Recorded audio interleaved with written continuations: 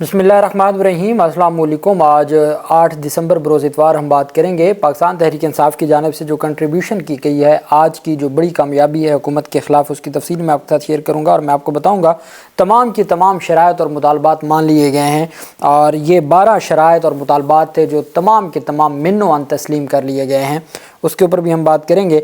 और साथ में आपको बताऊंगा इस्लामाबाद हाई कोर्ट का बुशरा बेगम की जो कैंसिलेशन ऑफ बेल से मुतल्लिक़ तफसीलात सामने आई हैं, उसके ऊपर भी हम बात करेंगे।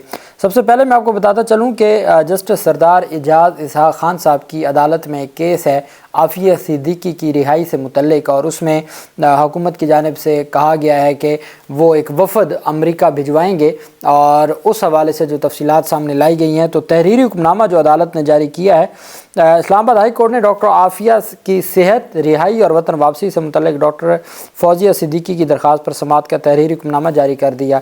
जस्टिस सरदार एजाज इसहाक़ खान ने हुक्मनामा जारी किया जिसके मुताबिक अदालत को बताया गया कि वज़ीर आज़म ने अमेरिका जाने वाले वफ़द के अखराजात की समरी मंजूर कर ली है। ये इंतहाई खुशाइंद है। वफ़द के सरकारी वीज़ों से मुतल्लिक़ वज़ारत ख़ारजा के नुमाइंदा ने बताया कि तमाम कोशिशें की जा रही हैं। हुक्मनामे के मुताबिक वज़ारत ख़ारजा नुमाइंदा के मुताबिक वीज़ा की दरख्वास्तों के साथ पासपोर्ट गुज़श्ता जुम्मा को ही जमा कराए गए थे। वज़ारत ख़ारजा को पूरी उम्मीद है कि जल्द वीज़े मिल जाएंगे। अदालत को बताया गया वज़ारत ख़ारजा इस मकसद के लिए अमरीकी कौंसल खाने से मुसलसल राब्ते में है, जबकि डॉक्टर फौजिया सिद्दीकी और डॉक्टर इकबाल के पासपोर्ट वापस नहीं लिए जा रहे।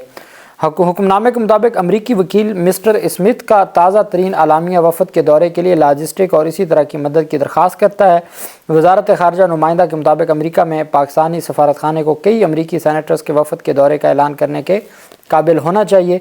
हुक्मनामे में कहा गया कि मिस्टर स्मिथ की फ़र्म ने लॉबिंग की थी और वो इस दरख्वास्त को आगे बढ़ाएंगे।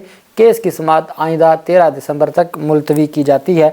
ये बेसिकली मकसद इसका ये था कि आफ़िया सिद्दीकी के हवाले से जो सदर हैं अमेरिका के, उनको मुआफ़ी की पाकिस्तान की हुकूमत की जानिब से दरख्वास्त दायर की जाए और फिर उनको वापस खैरियत से वापस लाया जाए और साथ उनकी वतन वापसी भी, उनकी वहाँ पर जो इलाज मुआलजा है और उनकी जो खैरियत दरियाफ़्त करने के लिए हुकूमत पाकिस्तान का जो वफ़द है वो जाए और वो जाके ये तमाम की तफसीलात भी लेके आए और तमाम तर कोशिशें भी करके आए और ताकि फौजिया सिद्दीकी की जो बहन है आफ़िया सिद्दीकी वो रिलीफ हासिल कर पाएँ। दूसरी तरफ जो है पेशरफ सामने आई है वो तोशाखाना 2 केस में इमरान खान की अहलिया बुशरा बेगम की ज़मानत मनसूखी दरख्वास्त इस्लामाबाद हाई कोर्ट ने समाअत के लिए मुकर्रर कर दी है। इस्लामाबाद हाई कोर्ट के जस्टिस मियां गुल हसन औरंगज़ेब ने 12 दिसंबर को दरख्वास्त पर समाअत करेंगे।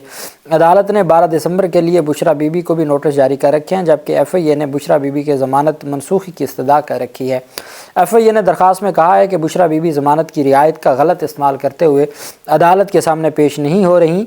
अदालत बुशरा बीबी की दरख्वास्त ज़मानत मनसूख करे।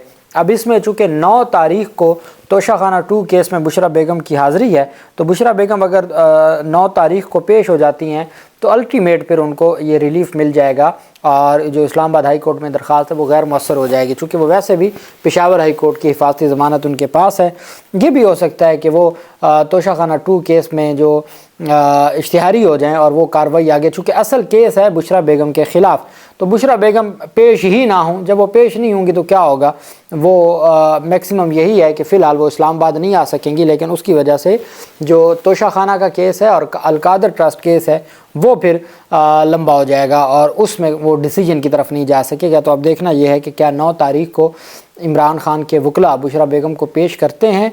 पेश करेंगे तो इस्लामाबाद हाई कोर्ट में कैंसिलेशन ऑफ बेल की दरख्वास्त वैसे ही गैर मौसर हो जाएगी, और पेश नहीं होते बुशरा बेगम पेश नहीं होती तो अल्टीमेट उनके इश्तिहारी होने की कार्रवाई शुरू हो जाएगी, लेकिन अल्टीमेट जो तोशाखाना 2 में कार्रवाई फ़र्द जुर्म आयद नहीं होगी, चूँकि मरकज़ी मुलज़मा उसमें रखा गया है उस केस के अंदर बुशरा बीबी को, जबकि अलकादर ट्रस्ट केस में भी जो बग़ैर 342 की स्टेटमेंट के और बग़ैर आगे कार्रवाई बढ़े तो वो किसी की गैर मौजूदगी में सज़ा नहीं सुना सकते, ये कार्रवाई आगे नहीं बढ़ा सकते। तो ये मामला दिलचस्प हो जाएगा। तो देखते हैं पाकिस्तान तहरीक इंसाफ के वकला की क्या स्ट्रेटजी है।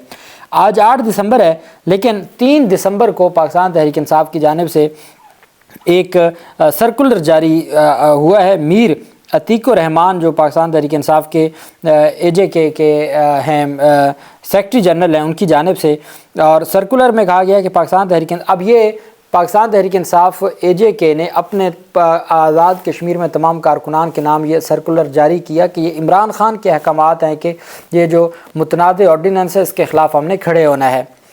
پاکستان تحریک انصاف کے سربراہ عمران خان نے اڈیالہ جیل میں خالد یوسف چودھری ایڈوکیٹ ممبر کور کمیٹی کے ساتھ ملاقات میں حکم صادر فرمایا ہے کہ آزاد حکومت کی جانب سے بنیادی انسانی حقوق کے خلاف جاری صدارتی آرڈیننس کے خلاف Azad Kashmir joint action committee کی جانب سے دی گئی کال کی مکمل حمایت اور ان کے ہر احتجاج میں شرکت کو پاکستان تحریک انصاف آزاد جموں و کشمیر کی جانب سے یقینی بنایا جائے۔ لہٰذا بذریعہ سرکولر ہذا تمام مرکزی عہدیداران MLAs ڈویژنل ضلعی حلقہ جات اور جو سٹی تنظیم کے عہدیداران کارکنان Azad Kashmir joint action committee کے ساتھ مکمل یکجہتی کے ساتھ ساتھ اپنی بھرپور شرکت کو یقینی بنائیں اور جب تک یہ سیاہ قانون واپس نہیں کیا جاتا اس وقت تک جوائنٹ ایکشن کمیٹی کے ساتھ اظہار یکجہتی کے لیے ان کی تمام پرامن احتجاجی سرگرمیوں میں شرکت کریں۔ یہ 3 دسمبر کا نوٹیفیکیشن ہے جو اب منظر عام پر آیا ہے۔ پاکستان تحریک انصاف نے شیئر کیا ہے کہ ہم نے اپنی جو تمام ضلعی تنظیمیں ہیں 3 دسمبر کو ان کو احکامات اور ڈائریکشنز دے دی تھیں کہ عمران خان کا حکم ہے کہ جوائنٹ ایکشن کمیٹی جو کشمیر کی ہے ان کی یہ جو اس متنازع قانون کو واپس لینے کی ایکٹیویٹی ہے یا احتجاج ہے یا ان کے جو مطالبات ہیں ہم ان کے ساتھ ہیں اور ہم بھرپور شرکت کریں گے۔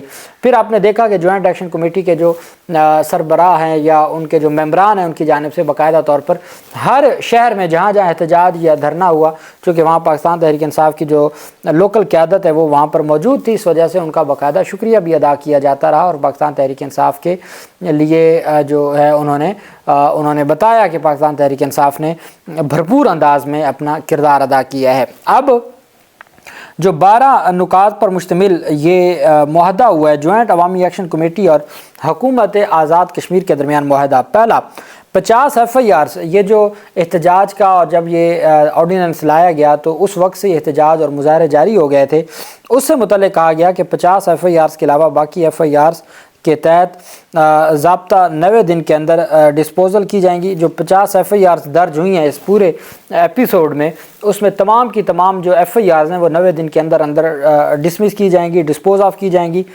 برطرف ملازم صہیب عارف کی بحالی اندر 7 یوم ہوگی۔ ایک ملازم کو برطرف کر دیا گیا تھا، 7 دنوں کے اندر اس کو بحال کیا جائے گا۔ اظہر شہید کے بھائی کی مستقل سرکاری ملازمت اندر 7 یوم کی جائے گی۔ جو ایک اظہر کی ڈیتھ ہوئی ہے تو ان کے بھائی کو مستقل ملازمت دی جائے گی 7 دن کے اندر۔ 4 زخمیوں کو فی کس 10 لاکھ روپے معاوضہ کی ادائیگی اندر 7 یوم کی جائے گی۔ یہ بھی معاہدہ طے پا گیا ہے۔ منگلا ڈیم اپ ریزنگ کے دوران چونکہ مکانات ڈیم کی حدود کے اندر آ گئے ہیں، ان کے میٹر کنیکشن ختم کر کے اندر ایک ماہ کے اندر ختم کیا جائے گا۔ جو ہے وہ چونکہ جن کے میٹر اندر آ گئے ہیں تو جو بلاک کیے گئے ہیں وہ بلاک ختم کیے جائیں گے۔ آزاد جو پتن ڈیم کی وجہ سے متاثرہ آزاد پتن تاسون سڑک کی بذریعہ پنجاب حکومت بحالی اور آزاد پتن تاسون حدود ضلع سدھنوتی سڑک کی جو فیزیبلٹی ہے آئندہ مالی سال کے بجٹ میں شامل کی جائے گی۔ بجلی میٹرز کی آئندہ مالی سال میں بذریعہ ٹینڈرنگ خریداری کی جائے گی۔ آٹا کی کوالٹی کو بہتر کیا جائے گا اور آبادی کے تناسب سے ایلوکیشن پوری کی جائے گی۔ بلدیاتی نمائندگان کو اختیارات اور فنڈز دیے جائیں گے۔ طلبہ یونین کے انتخابات کے حوالے سے ضابطہ اخلاق طے کرنے کے لیے کمیٹی بنائی جائے گی۔ جوائنٹ عوامی ایکشن کمیٹی کی طرف سے جو چارٹر آف ڈیمانڈ آج دیا گیا ہے لہٰذا لف ہے، اس پر 6 ماہ میں بذریعہ گفت و شنید عمل درآمد ہوگا اور اس چارٹر آف ڈیمانڈ میں مزید کوئی رد و بدل نہیں ہوگی۔ جوائنٹ عوامی ایکشن کمیٹی 23 جنوری 2025 کی لانگ مارچ کال واپس لینے کا اعلان کرتی ہے اور ساتھ یہ اعلان کیا گیا ہے کہ جو وہ آرڈیننس تھا متنازع آرڈیننس اس کو فور واپس لیا جائے گا اور فوری طور پر حکومت آزاد کشمیر کی جانب سے جاری کر دیا گیا notification. Azad government of the state of Jammu and Kashmir law justice parliamentary affairs and human rights department آج کا نوٹیفیکیشن ہے اور اس میں یہ کہا گیا ہے کہ the following order made by the President of Azad Jammu Kashmir is hereby publish for general information. Gazette notification جاری کر دیا ہے. In exercise of the powers vested in me under sub article B of article 41 of Azad Jammu and Kashmir constitution 1974. Barrister Sultan Mahmood Chaudhry, President of Azad Jammu and Kashmir, hereby withdraw the Peaceful Assembly and Public Order Ordinance 2024. Ordinance 9 of 2024 promulgated on 30 October 2024 and published in the Gazette of Azad Jammu and Kashmir wide notification number 199 dated 30/10/2024. اس کو withdraw کیا جاتا ہے. یہ باقاعدہ طور پر وحید الحسن شاہد ہیں, secretary لا, ان کی جانب سے یہ نوٹیفیکیشن جاری کر دیا گیا ہے اور اس نوٹیفیکیشن کے تحت یہ گزٹ نوٹیفیکیشن جاری کیا گیا ہے کہ وہ جو آرڈیننس ہے اس کو واپس لے لیا گیا ہے.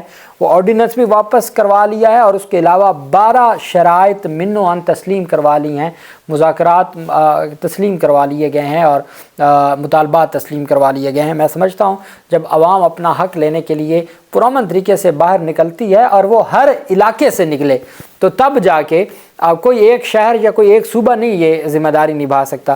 یہ ہر شہر اور ہر صوبے اور ہر قصبے سے جب لوگ اپنے مسائل کے حل کے لیے نکلیں گے تب ہی مسائل حل ہو سکتے ہیں. اللہ پاک پاکستان کا حامی و ناصر ہو. بہت شکریہ. اللہ حافظ. پاکستان زندہ باد.